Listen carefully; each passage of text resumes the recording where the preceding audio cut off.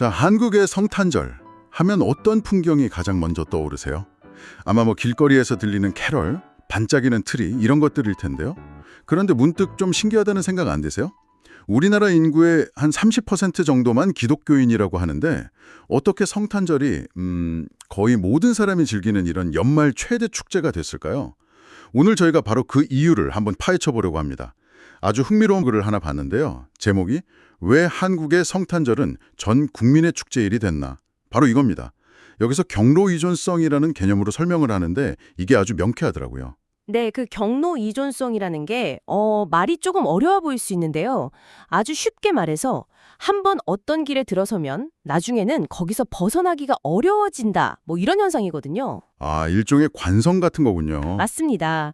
오늘날 우리가 보는 이 성탄절 문화가 사실은 과거에 정말 우연한 두 가지 사건 때문에 어떤 특정 경로에 딱 올라탔고 그 길이 지금까지 쭉 이어진 결과라는 거죠. 와, 정말 흥미로운데요.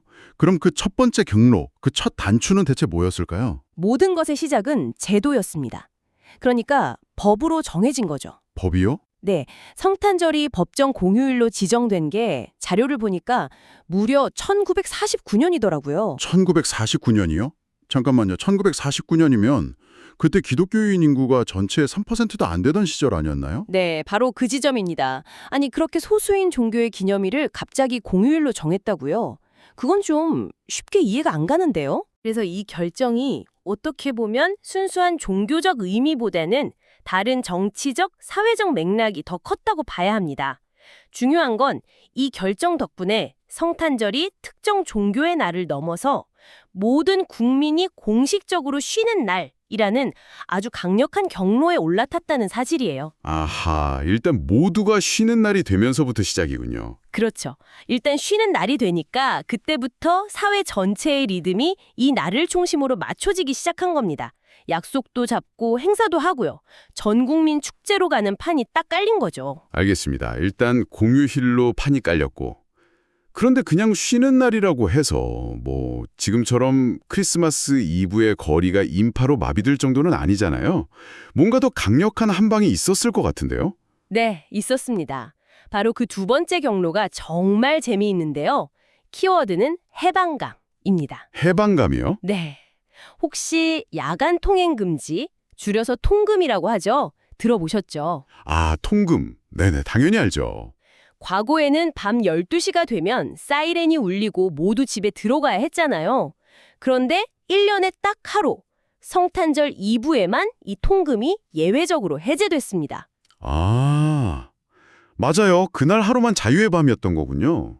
상상 이상이었을 겁니다. 이 자료에서도 최인훈 작가의 소설을 인용하면서 당시 분위기를 서양의 카니발에 비유하거든요. 늘 억눌려 있던 사람들이 하룻밤에 완전한 자유를 얻었을 때 그 에너지가 얼마나 폭발적이었겠어요? 아, 그건 정말 종교를 떠나서 모두의 축제일 수밖에 없었겠네요. 바로 그겁니다. 이때부터 성탄절은 어떤 경건함보다는 밤새 거리를 누비는 자유, 즐거움, 이런 짜릿한 일탈의 시간으로 사람들 머릿속에 각인되기 시작한 거예요. 그래서 통행금지가 사라진 지금도 성탄절 이브만 되면 다들 도심으로 나오는 게 그때 형성된 경로가 그대로 이어진 결과다. 이런 말씀이시군요. 네, 정확합니다. 이 두 가지 경로, 그러니까 공휴일이란 제도적인 판과 통금 해제라는 아주 특별한 경험, 이 두 가지가 딱 만나서 강력한 길을 만든 거죠. 거기에 이제 거기에 이제 연말 대목을 놓칠 수 없는 상업주의가 아주 화려하게 기름을 부은 셈이고요.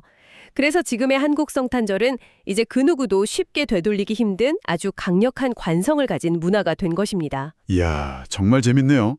우리가 그냥 당연하게 즐기던 이 성탄절 풍경이 사실은 70여 년 전의 어떤 정책적 결정, 그리고 수십 년 전에 사라진 통금이라는 특수한 상황에 만들어낸 누구도 의도하지 않은 역사의 결과물이라는 거잖아요. 네, 맞습니다. 그래서 이 지점에서 한번 이런 질문을 던져보는 것도 좋을 것 같아요. 이 자료가 성탄절이라는 하나의 사례를 통해 역사의 경로 이존성을 보여줬잖아요. 혹시 우리 주변에 이와 비슷하게 지금은 왜 하는지 그 시작의 이유는 다 잊었지만 과거의 어떤 우연한 사건이나 제도 때문에 그냥 계속 이어지고 있는 또 다른 사회적 관습이나 문화는 없을까요?